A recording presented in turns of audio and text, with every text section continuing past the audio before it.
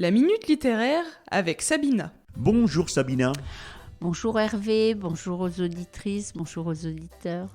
Dis-moi, tu vas nous raconter une longue petite histoire parce que c'est en combien de volumes ?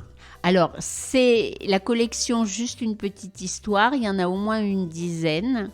Et c'est une collection, bon, c'est vrai que les auditeurs et les auditrices savent mon appétence pour les collections, parce que comme ça, chacun peut soit poursuivre l'aventure s'il a envie, soit picorer en fonction de ses centres d'intérêt. Bon, là, il y a une unité dans la collection parce que c'est la même illustratrice et le même auteur. Hein, l'illustratrice, c'est Eliane Arou-Métayer et l'auteur, c'est Bernard Bertrand. Alors, ce sont des petites collections de livres qui font une vingtaine de centimètres de côté.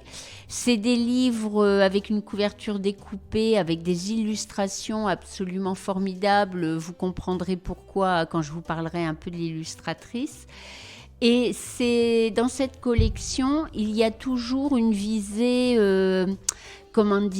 écologiste. C'est vraiment la saga naturaliste. Alors, c'est toujours des petites histoires avec les animaux. Il leur arrive quelque chose. Alors, le principe, c'est que ça finit toujours bien. Parce que c'est vrai que l'écologie, parfois, ça nous met tellement la pression, la peur que... Et ça coûte cher l'écologie. Puis on n'a pas envie forcément de connaître les lendemains qu'on nous annonce parce que c'est une catastrophe.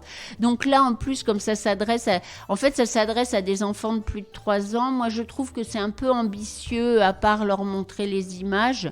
Moi je les avais achetés à l'abbaye de Val-Sainte, ces 2 livres-là. Alors je conseille aux auditeurs d'y aller. Il y a des jardins magnifiques en dehors de l'abbaye, qui est une toute petite abbaye. Et comme effectivement c'est des jardins bio, je crois que le jardinier a une chaîne YouTube où il explique et tout ça, il y a les vertus écolo. À la boutique, ils proposaient ça. Et je suis tombée amoureuse et des illustrations, du format, et je les avais achetées pour des enfants. Donc, c'est aux éditions de Terran. Et c'est vrai que ce qui est intéressant, c'est d'avoir ce côté positif et de découverte de la nature à travers une petite histoire. Alors là, j'avais les 2. J'avais Petite fugue au clair de lune, qui est l'histoire de 2 oursons et de leur maman qui vont aller la nuit connaître la forêt, et forcément la nuit c'est toujours angoissant, c'est-à-dire que tout ce qu'on connaît la journée prend complètement une autre dimension. Alors pour des petits oursons qui découvrent la vie, de découvrir la nuit, c'est terrifiant. Et du coup, on fait cette petite promenade avec eux au clair de lune, et grâce à un blaireau qui sert de guide. Et donc l'avantage, alors ces livres, pour les présenter, il y a en plus un papier calque au milieu. Enfin pas au milieu, sur les pages. Donc l'enfant peut après aller reproduire sur le papier calque. Il peut à la fois, il y a du texte sur certains calques, donc ça donne une qualité très intéressante. Et l'histoire, alors là où je dis que pour les enfants de 3, c'est préconisé à partir de 3 ans, mais je trouve que c'est compliqué, il y a un vocabulaire extrêmement riche. Sans être précieux, il est très élaboré, et je trouve que on peut le prendre à plein de niveaux différents. On peut juste commenter les images avec un jeune enfant. On peut lire et expliciter certains mots qui sont vraiment des mots parfois assez rares, et justement enrichir le vocabulaire de l'enfant. Et après, on peut aussi laisser l'enfant lire tout seul l'histoire et redécouvrir au fil des pages, plus ce côté ludique de pouvoir dessiner. Le deuxième livre, c'était... Et déjà, je voudrais revenir comme ce que tu expliquais. Déjà, on peut, à partir de 3 ans, lui faire découvrir les couleurs, les oiseaux, ou alors les reptiles, les etc. animaux, voilà. Les plantes. Oui. Et effectivement, l'autre, c'est un paradis pour les abeilles. Et en fait, ce sont des abeilles abeilles qui sont en train de mourir parce qu'elles sont dans un endroit où il y a des pesticides, des choses comme ça. Il faut qu'elles trouvent, pour sauver leur peau, il faut qu'elles trouvent autre chose. Alors, je vais juste vous dire 2 mots des auteurs.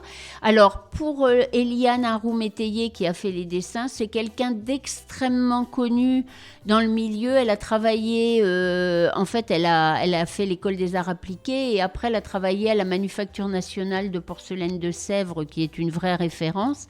C'est eux qui font la vaisselle pour les musées nationaux, c'est connu depuis très très longtemps, et pour l'Élysée, enfin, c'est pas n'importe qui travaille là-bas. Et après, elle a décidé d'arrêter et elle est en fait elle illustre des livres pour Flammarion Jeunesse. Et en fait, elle est connue dans les milieux spécialisés comme peintre naturaliste. Elle expose à travers la France en ayant pour thématique les plantes rares, la protection de la nature, l'écologie. Et elle a obtenu de très nombreux prix. Et en fait, elle est aussi spécialisée sur les orchidées d'Europe et les orchidées exotiques. Et Bernard Bertrand, lui, c'est un des premiers lauréats d'un BTS protection de l'environnement. Il a très vite tourné le dos à l'agriculture conventionnelle. Il a réhabilité une maison dans les Pyrénées, en Haute-Garonne, avec les Pyrénées comme décor de fond. Et il s'est installé sur une exploitation de polyculture élevage et en respectant bien sûr toutes les techniques qui sont contre justement l'agriculture intensive. Et en fait, il a fait toute une série qui est extraordinaire aussi sur les herbiers. Alors, il y a l'herbier des plantes sauvages, il y a l'herbier érotique. C'était des très grands livres, très magnifiquement illustrés. Moi, j'en avais acheté 2 à l'époque. Et on regarde ça comme un livre d'images, même si on ne connaît pas les plantes. Et en fait, il milite beaucoup il a écrit plus d'une centaine de livres. Et il milite beaucoup pour tout ce qui est réhabilitation, autonomie de chaque personne, sur les plantes sauvages comestibles. Et du coup, il a créé une revue qui s'appelle Le Lien Créatif, c'est sur la vannerie paysanne. Il a un magazine qui s'appelle Abeilles en liberté. C'est vraiment une revue militante et participative. Et c'est là où ce sont des gens qui sont vraiment en cohérence avec leurs idées, qui travaillent. Et là, le fait d'avoir ce côté très optimiste et pour les enfants, parce que pour ce que je connais des enfants, parfois on leur fait peur même à l'école, quoi. Quand on leur parle des matières plastiques et autres, alors je trouve que les angoisser, c'est pas forcément le bon plan. Et là, c'est merveilleux à regarder. Alors, une petite histoire, entre autres, c'est édité chez qui ? Alors, c'est aux éditions de Terran, qui est une petite maison d'édition, elle-même très impliquée justement dans ce genre de publication. Alors au niveau des prix, c'est 16,50 € par livre et en fait les gens doivent être contents. Ça les vaut et je l'ai pas trouvé d'occasion, donc je suppose compte tenu de la date de parution qui pour certains de la série est ancienne, je suppose que les gens sont contents de les conserver. Les dessins, on ne les oublie pas parce que c'est vraiment c'est magnifique. Et en plus de ça, on peut travailler avec ces livres avec les feuilles de calque qui se situent au milieu. C'est ça, on peut essayer de reproduire certaines aquarelles. Il y a des images qui sont même drôles. Il y a le souci du détail. Il y a des couleurs très douces. C'est formidable, quoi. Sabina, nous arrivons au terme de cette chronique. Tu peux donner aux auditeurs et auditrices les adresses de tes cabinets ? Alors, à Compiègne, Place Choiseul et à la Croix-Saint-Ouen au 68 rue Jean Jaurès. Et je fais aussi du domicile. Pour prendre rendez-vous, tu as un numéro de téléphone ? Alors, le 06 32 08 36 04. Tu as une adresse mail ? Oui, alors c'est reliance et sens, donc RELIANCE, _sens @gmail.com. Tu consultes en visioconférence ? Oui, aussi si les gens par la plateforme Zoom. Tu consultes à domicile ? Oui. Tu as des jours pour ça ?